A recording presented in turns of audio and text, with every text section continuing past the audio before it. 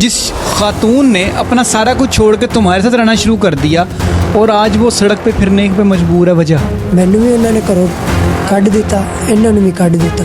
ਉਹਨਾਂ ਨੇ ਕਿਹਾ ਤੁਸੀਂ ਦੋਨੋਂ ਨੇ ਨਹੀਂ ਰਹਿਣਾ।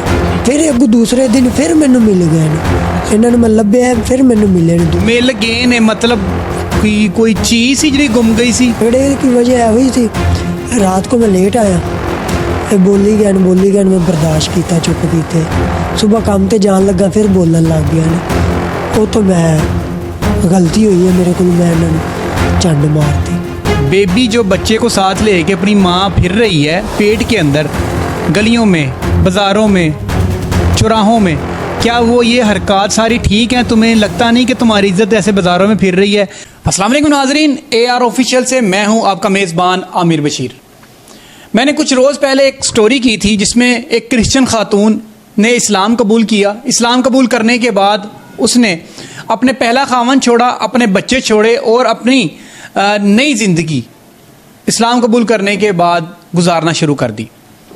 घरेलू नौचकी के बाद कुछ अरसा गुजरा और जो उसका खावन जिसके अंदर वो लड़की और ख़ातून जो थी जिसका नाम सबा था, वो कन्फेस भी कर रही है कि मेरा खावन मेरे ऊपर ज़दोकोब करता, मुझे मारता था, जिसकी वजह से आज मुझे उसके घर वालों ने घर से निकाल दिया है।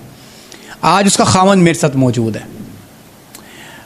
इनसे बात करते हैं और सारी कुछ इनसे जानने की कोशिश करते हैं और मज़ीद हक़ाइक़ से पर्दा उठाते हैं, जो चीज़ें मंजर आम पर नहीं आ सकी थी, अब उनका क्या वजूद है, उनसे बात करते हैं। अस्सलाम वालेकुम जी।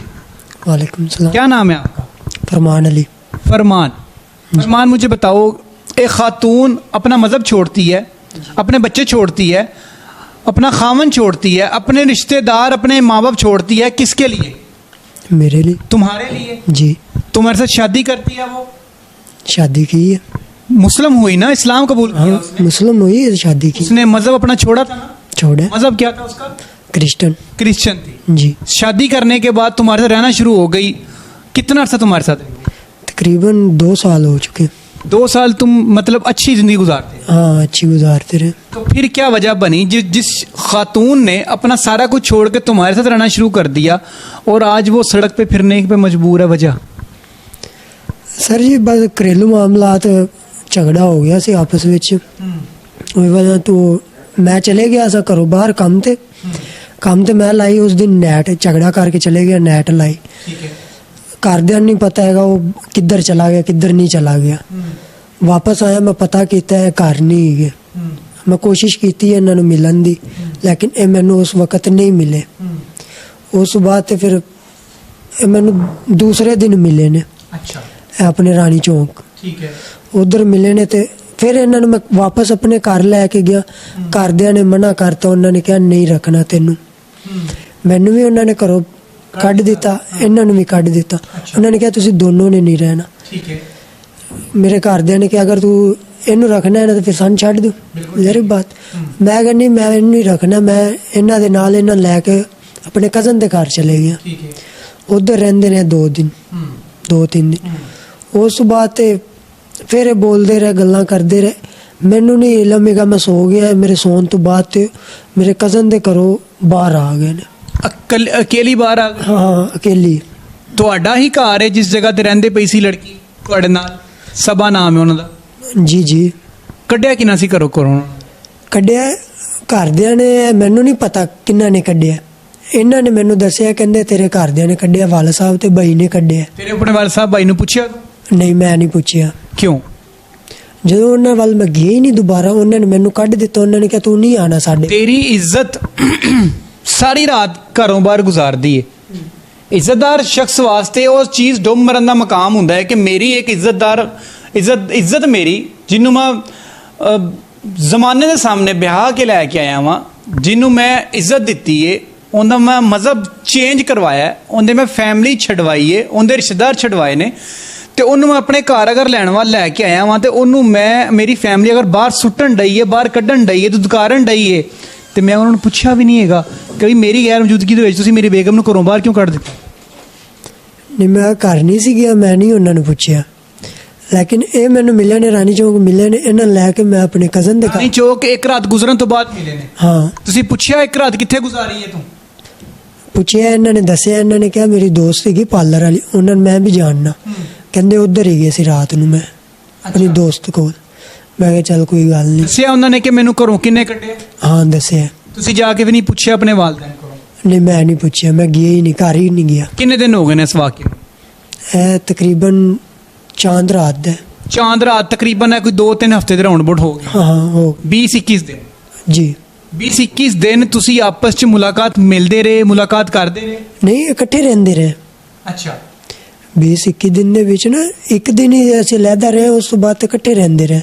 नाजरीन, मैं आपको जिस दिन मैंने उस खातून के साथ सबा के साथ मैंने प्रोग्राम किया, पहले वो थोड़ा सा आप सुन लें, जिसमें वो ये कह रही है कि मुझे तकरीबन 1 वीक हो गया हुआ है, मैं बाहर रोड के ऊपर गलियों के अंदर फिर रही हूँ, मारे फिर रही हैं और नीले आसमान के तले ज़िंदगी गुजार रही हैं। और मेरी एक दोस्त है पार्लर वाली जिसके पास मैं रात गुजारने पर मजबूर हूँ। कितने होर चले गए इसने?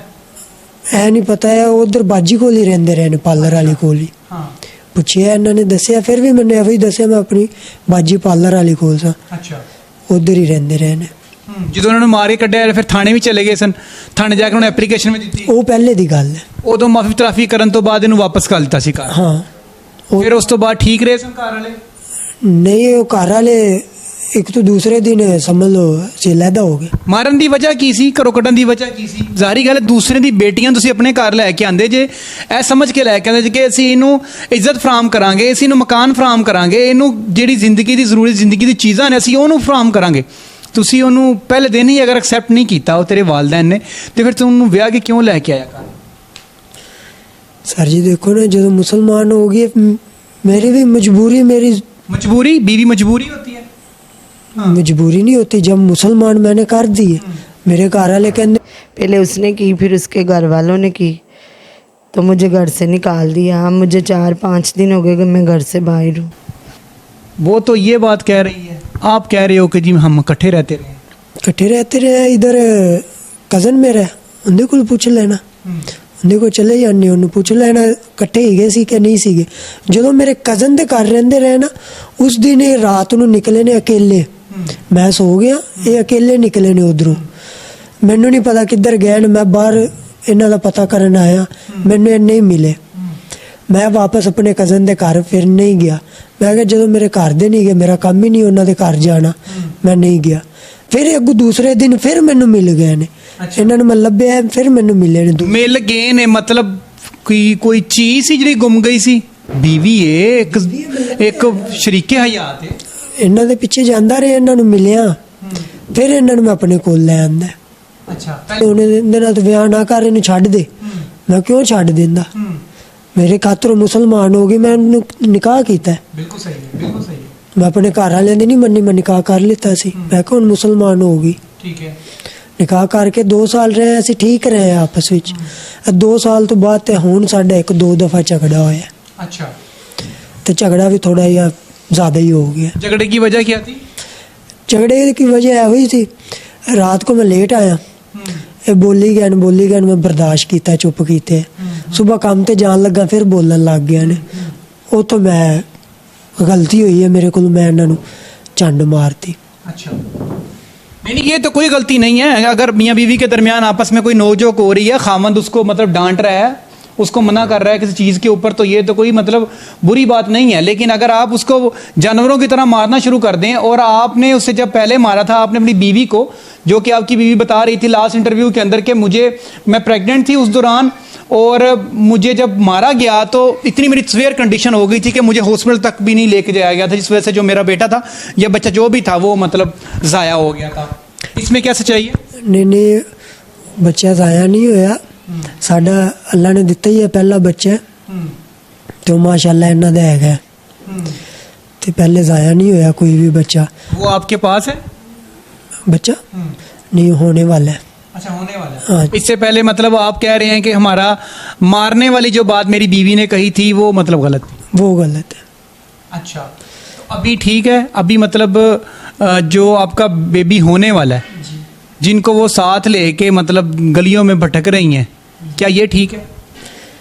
हाँ, मैं ये बेबी ठीक है। ये बेबी जो बच्चे को साथ लेके अपनी माँ फिर रही है पेट के अंदर गलियों में, बाज़ारों में, चौराहों में, क्या वो ये हरकत सारी ठीक हैं? तुम्हें लगता नहीं कि तुम्हारी इज्जत ऐसे बाज़ारों में फिर रही है? तो एक इज़्ज़तदार शख्स के लिए तो ये मर मिटने का मकाम होता है ना। ये तो गलत बात है, ऐसे ही है। तो फिर आप अपने किए पे कुछ शर्मिंदगी है कि यार मैंने गलत किया, लड़ाई झगड़ा हुआ, बीवी घर से बाहर चली गई, माँ बाप ने घर से बाहर निकाल दिया, अब तुम उसको क्या तहफ़्फ़ुज़ फराहम करने वाले हो? ये बताओ, अगर तुम्हारी आपस में सुलह सफाई हो जाती है तो। मैं तो सर जी बोल रहा हूँ सुलह सफाई हुई है, मैंने तो माफ़ी भी मांगी, अच्छा। माफ़ी भी मांगी, मैं क्या माफ़ कर दो, प्यार से रहते हैं, मकान में क्या मैं किराए पे ले लेना, आपस में कंप्रोमाइज़ करके रहने, गुजारा करने, क्योंकि उन ज़िंदगी तो गुजारनी, बिल्कुल सही है, ज़िंदगी गुजारांगे, इंशाल्लाह गुजारांगा। पक्की बात है। हाँ पक्की बात है। नाज़रीन, की मिसिस के साथ हमने प्रोग्राम किया था तकरीबन 1 हफ्ते पहले, जिसके अंदर वो बता रही थी कि उसके जो ससुराल वाले हैं उन्होंने उससे ज़दोकोब किया, उसको मारने के बाद घर से निकाल दिया। उनका एक बच्चा भी होने वाला था, जब उसको ज़दोकोब किया गया तो वो बच्चा वहाँ से फिर उसको अबॉर्शन करवाना पड़ा। लेकिन उनके जो हस्बैंड हैं वो मेरे साथ मौजूद है, इन्होंने हमारे साथ कोऑर्डिनेशन की कि मैं भी अपना मौक़िफ़ सामने आकर देना चाहता हूँ कि जो चीज़ें हैं कुछ गलत हैं और कुछ ठीक हैं, हम आपस में कंप्रोमाइज़ करना चाहते हैं और सुलह सफाई के साथ जो ज़िंदगी हमारी है उसको गुजारना चाहते हैं।